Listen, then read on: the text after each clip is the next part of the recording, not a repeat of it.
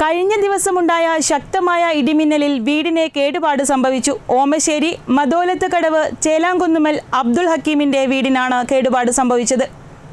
കഴിഞ്ഞ ദിവസമുണ്ടായ ശക്തമായ ഇടിമിന്നലിലാണ് ഓമശ്ശേരി ഗ്രാമപഞ്ചായത്തിലെ മാതോലത്ത് കടവ് ചേലാങ്കുന്നുമ്മൽ അബ്ദുൽ ഹക്കീമിന്റെ വീടിന് കേടുപാടുകൾ സംഭവിച്ചത്.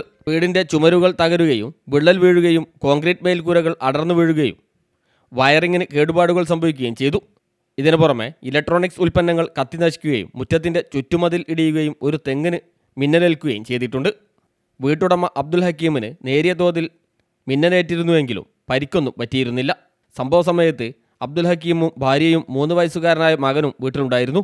ഇവർ അത്ഭുതകരമായി രക്ഷപ്പെടുകയായിരുന്നു. വൈകുന്നേരം ചായ കുടിച്ച് ഇങ്ങനെ ഇവിടെ ഇരിക്കുകയാണ്.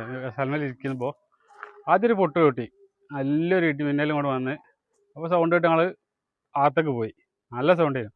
അകത്തേക്ക് പോയി ഉമ്മ അങ്ങോട്ട് പോയി, ഞങ്ങൾ എൻ്റെ റൂമിലേക്ക് പോയി ഇരുന്ന്. അവിടുന്ന് പിന്നെ കുറച്ചുകൂടി ചെറിയ ഇടി കെട്ടി, പിന്നെ നല്ലൊരു പൊട്ടൽ വന്ന്. അപ്പോൾ ഒരു വെളിച്ചമാണ് ഞാൻ കാണുന്നത്. വെളിച്ചം പുറത്തേക്ക് കാണുന്നത്. അപ്പോൾ എൻ്റെ കൈമലൊക്കെ കുടുങ്ങി തെരത്തെടുക്ക്. അപ്പോൾ ഡെനിങ്ങാണ് ഉമ്മ ഓടി എൻ്റെ റൂമിലേക്ക് വന്ന്.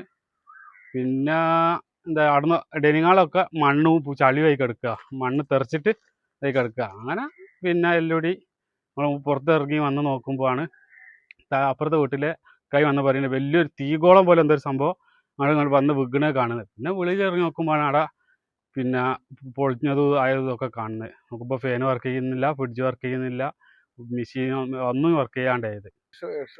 ഭാഗത്തിന് രക്ഷപ്പെട്ടാണ്. അതെല്ലാവരും പറയുന്നത് ആ തെങ്ങിന് കുടുങ്ങിയത് കൊണ്ടാണ്, അല്ലെങ്കിൽ വീട്ടുമേൽക്കാണെങ്കിൽ ആൾക്കാരുടെ മേലൊക്കെ എന്തോ പറ്റി കഴിഞ്ഞു എന്നാണ് പറഞ്ഞത്. കഴിച്ചിലായതാണ്. CTV പ്രാദേശിക വാർത്ത ഓമശ്ശേരി.